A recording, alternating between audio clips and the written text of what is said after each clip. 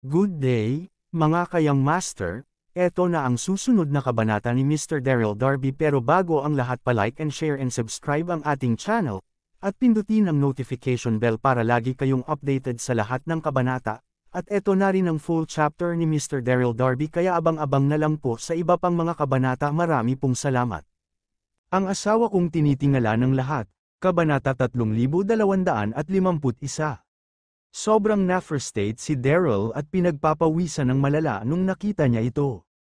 Base sa kapangyarihan ni Daryl, madali lang para sa kanya na sirain ang net na ito gamit ang internal energy niya.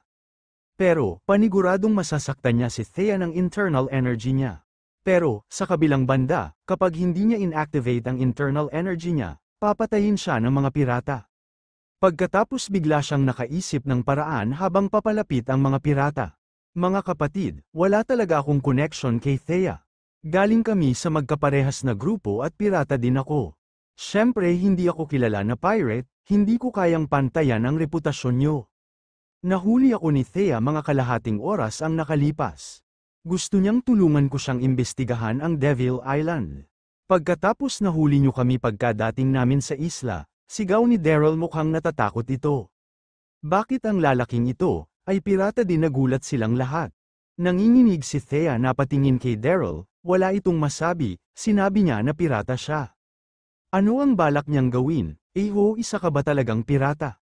Tanong ni Zale kay Daryl pagkatapos nito bumalik sa wisyo. Tumango si Daryl at mukhang respectful ito. Totoo, ito bakit naman ako magsisinungaling sa inyo? Gusto ko ang Devil Island, pero walang nagre-rekomenda sa akin. Tadhana ata na nahuli ako ng mga kapatid ko dito, gusto kong sumama sa inyo, kung wala lang ito sa inyo. Mukha siyang sincere habang nagsasalita, umuugong ang utak niya. Ayaw talagang sumali ni Daryl sa mga pirata, isang pansamantalang plano lang ito. Hindi rin siya natatakot kung kakalabanin niya ang mga ito. Pero, baka masaktan niya si Thea habang nakikipaglaban.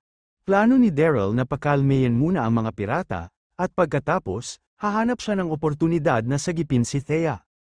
Nag-aalala si Thea at galit nung nakita niya ito. Hayop ka, gusto mong sumali sa Devil Island, pinagalitan siya nito.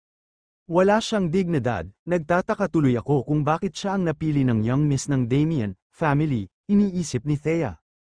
Habang iniisip niya ito, mas lalo siyang nagagalit. Magsasalita na sana siya nung nakita niyang umiiling si Daryl. Pagkatapos, kaagad siyang tumahimik, hindi siya hanggal, at nahulaan niya ang nangyayari base sa itsura ni Daryl. Siguro ay ayaw niyang sumali sa Devil Island, pero sinusubukan niyang makapasok sa operation ng mga pirata para sirain ito sa loob, iniisip niya. Dahil pakiramdam niya na sincere si Daryl, tumango si Zale. Dahil sa sobrang sincere mo, papayagan namin ito, simula ngayon isa ka na sa amin. Pagkatapos, inutusan niya ang lahat na tanggalin ang net. Iilang tao ang lumapit para pakawalan si Daryl habang ang iba naman ay tinali si Thea. Nung mga sandaling yun, lumapit si Daryl para magpa-impress. Naglabas siya ng bag na may gold coins at ipinresenta ito sa kanila. Mga kapatid, kakasali ko lang at wala akong masyadong dala para ipakita ang sincerity ko, pero pakiusap, tanggapin niyo ang treasure na ito bilang joining fee.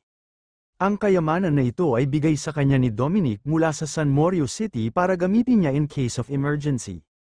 Valuable ang mga ito, naintindihan ni Daryl kung paano nangyayari ang mga bagay-bagay sa loob ng maraming taon. Tinanggap ni Zale ang kayamanan at sobrang saya niya. Walang anuman kapatid, pamilya na tayo ngayon. Oo, pamilya na tayong lahat ngayon.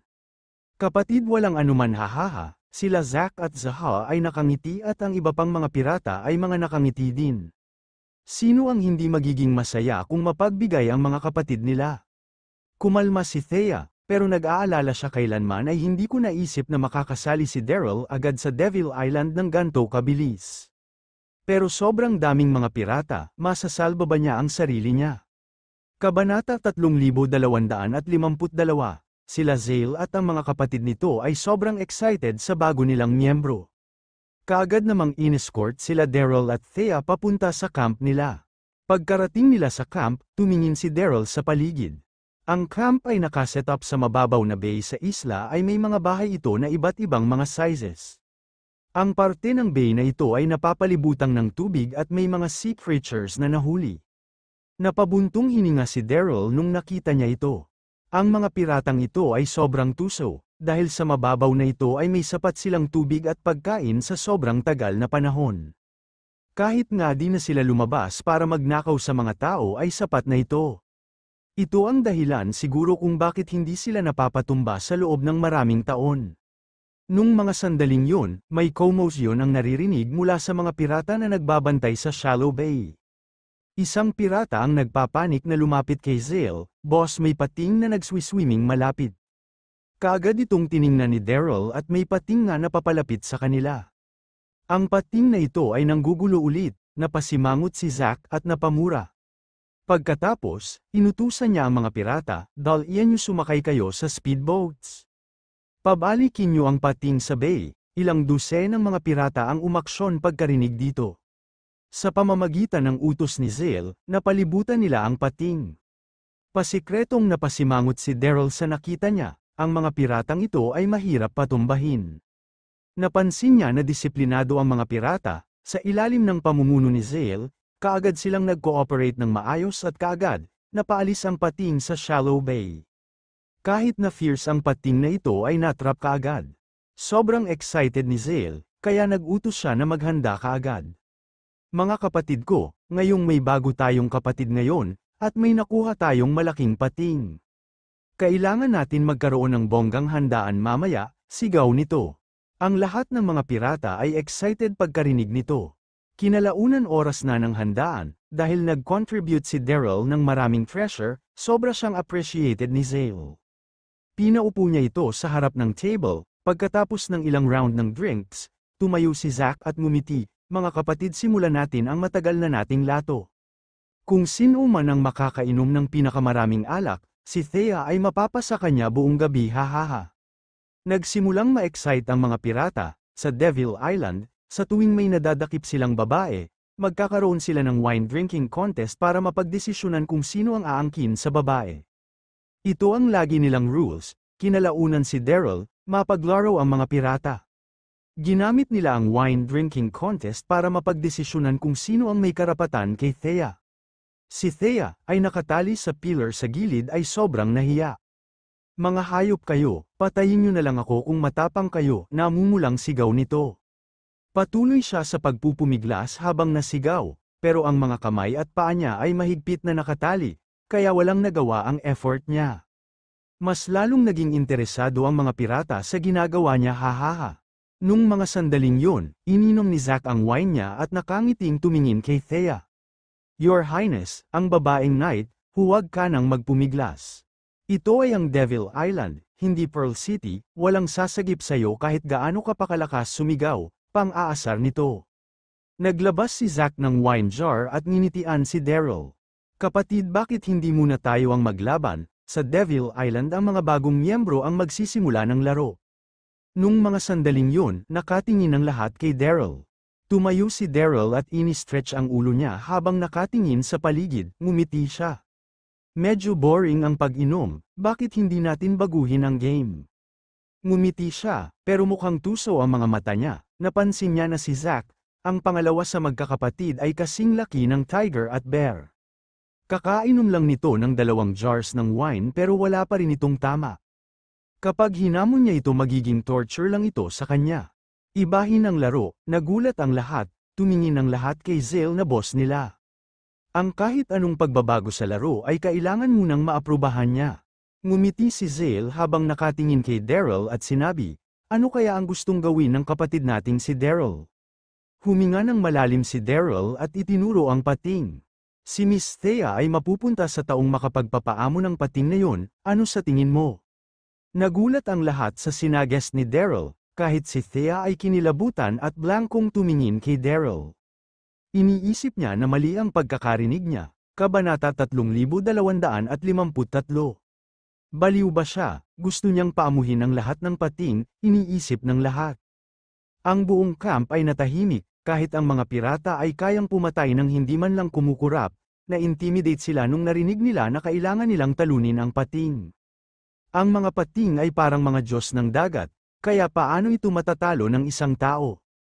Ngumiti si Daryl nung nakita niya na walang matapang para sumagot. So mga kapatid, naglalakbay kayo sa mga dagat pero takot kayo sa pating. Sinong nagsabi na natatakot kami? Pating lang ito. Ako na ang mauuna, sigaw ni Zack, mukhang proud ito. Pagkasabi nito, mahigpit na hinawakan ni Zack ang dagger at lumapit. Sobrang lakas ni Second Boss, ang exciting, kaagad namang nagsigawan ang mga pirata. Kasabay nito, nakatitig ang lahat sa nangyayari sa Shallow Bay. Nakangiting nanunood si Daryl, pagkapasok ni Zack sa bay, nagkatinginan kaagad sila ng pating. Lumangoy ito kaagad at nilabanan siya sa tubig. Si Zack ay matapang nung una, pero hindi na niya ito kinaya. Swoosh, sa huli, nakahanap ng chance ang pating at nakagat ang balikat ni Zack. Naalis nito ang laman niya, namutla tuloy si Zack at nawala ang confidence niya kanina. Ngayon natatakot na siya, bilis hilahin niyo ako, sigaw ni Zack. Pagkarinig sa paghingi nito ng tulong, kaagad na naghagis sila ng tali at hay nila ito. Nung mga sandaling yun, ang buong katawan ni Zack ay puno ng dugo at nakakakilabot. Nagbulungan ang mga pirata nung nakita nila ito, sobrang lakas ng pating. Kahit ang Second Boss ay hindi ito matalo, wala sa mundong ito ang kayang paamuhin ang pating na ito. Imposible ito, napangisi si Daryl nung narinig niya ang mga usapan ng pirata sa paligid niya. Ang mga taong ito ay nakakatawa. Hindi nila mapapaamo ang pating sa pamamagitan ng paglaban dito. May iba pa bang gustong sumubok, tanong ni Daryl, nagtinginan ang mga pirata, at walang sumagot. Si Zack ay nakagat at halos mamatay. Kaya sino ang maglakas loob na pumunta? Sa huli may sumigaw, hoy ikaw ang nag-suggest na baguhin ang laro kaya hinahamon kita na subukan ito. Maraming tao ang sumang-ayon nung sinabi niya ito. Oo, may lakas ka ba ng loob? Sa tingin ko ay magaling lang siya magsalita. Hindi siya maglalakas loob, isa-isang sumigaw ang lahat at ngumiti si Daryl. Ano, wala akong lakas ng loob? Wala akong lakas ng loob, sabi ni Daryl habang naglalakad papunta sa bay. Nagulat ang lahat nung nakita nila ito, ang lalaking yun ay pupunta talaga. Nung mga sandaling yun, gulat at nag-aalalang tumingin si Thea kay Daryl. Si Zack ay nakagat ng pating at gagawin niya pa rin ito, gusto niya bang mamatay? Alam ni Thea na ginawa ito ni Daryl para sagipin siya pero pating ito. Habang nakatingin ang lahat, pumunta si Daryl sa bay. Habang nagdadive siya sa tubig may inilabas siya sa bulsa, ito ay ang Beast Timing Loop. Nung nag-suggest si Daryl na palitan ang laro kanina, may plano na siya. Pagkatapos niyang makapasok sa Shallow Bay, gagamitin niya ang Beast Timing Loop para paamuhin ang pating. Base sa totoong kapangyarihan ni Daryl, paniguradong mapapaamo niya ang pating. Pero masyado itong komplikado at kaagad mailabas ang lakas niya. Mas madali siguro kung gagamit siya ng Beast Timing Loop. Kabanata 3254, Whoosh. Pagka-dive niya sa tubig, naramdaman ni Daryl na may nakatingin sa kanya. Pagkatapos may malaking figure ang nasa likod niya, mabilis din ito. Ito ay ang pating, walang pag-aalinlangan na inactivate ni Daryl ang internal energy niya at inilagay ito sa Beast Timing Loop ring. Kaagad na may kakaibang bright na ilaw ang nagliwanag na Beast Timing Loop. Pagkatapos may wave ng energy ang umatake sa pating, bumagal ito nung naramdaman niya ang energy na ito. Tumingin ito kay Daryl, may paghihinala ito. Ang aura na inilabas ng taong ito ay kakaiba, iniisip ng pating. Kasabay nito, alerto pa rin ang pating, naka-battle stance ito at handa nang lumaban sa kahit anong oras.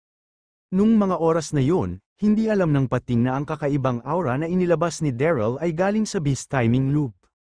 Ang Beast Timing Loop ay may abilidad na makipag-usap sa mga spiritual beast sa mundo at hindi exception dito ang mga pating. Sa mapanganib na aura ng pating, hindi nagpanik si Daryl, patuloy siyang nagpapadala ng mensahe sa pating sa pamamagitan ng Beast Timing Loop. Mabait na pating, huwag kang matakot, hindi kita sasaktan.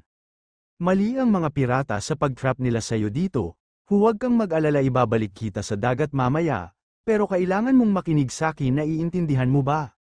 Mukhang sincere si Daryl nung sinabi niya ito, pero medyo kinakabahan siya. Ang pating ay ang pinaka-brutal sa dagat, kapag hindi sila nagkaintindihan, magagalit ang pating at magdudulot ng problema. Ang pating ay tahimik lang na nadoon pagkarinig sa mga sinabi ni Daryl. Mukhang nag-iisip ito habang nakikipag-usap si Daryl gamit ang beast timing loop, naintindihan ito ng pating. Sa may camp naman, nakita ng mga pirata na nag-dive si Daryl sa tubig, pero walang nangyari. Nagsimula silang magbulungan, tingnan mo, katulad nga ng sinasabi ko, nagkukunwari lang siya.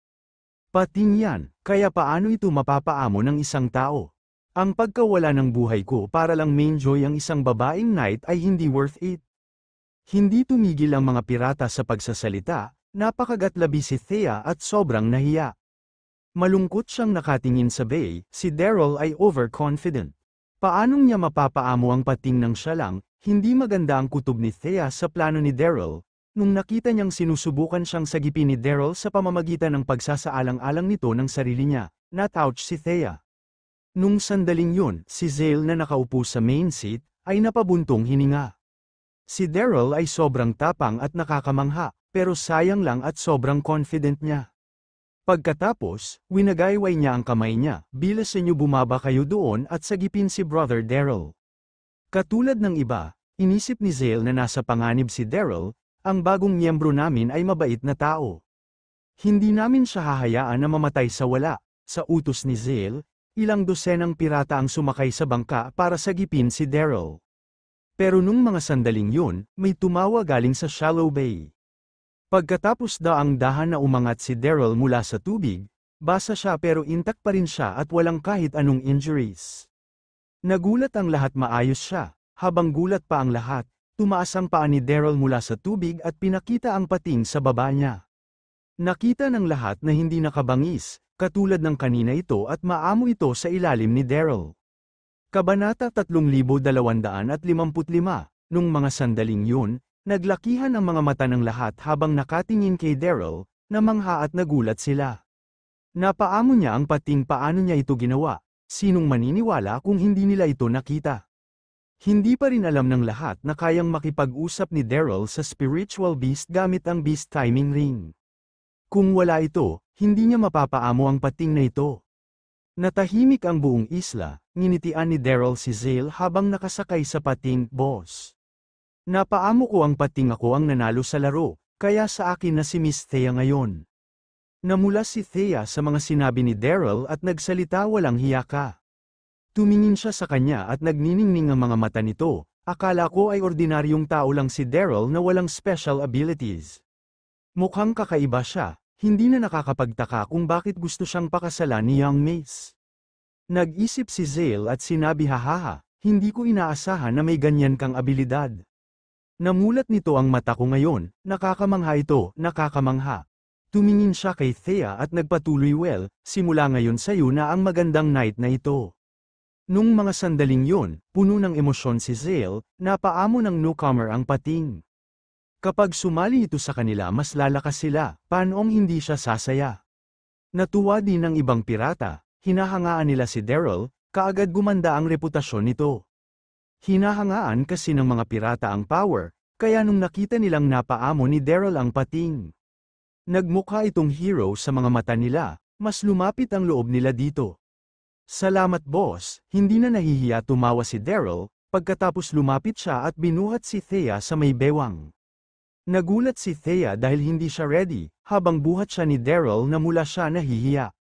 Huwag kang magsalita, nakuha ko na ang tiwala nila, papakawalan kita kapag nagkaroon ako ng chance, pagkatapos huhulihin natin itong mga pirata.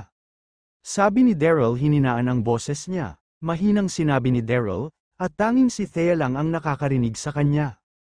Tumango si Thea pero hindi siya komportable, nabuhat siya ni Daryl ng ganito.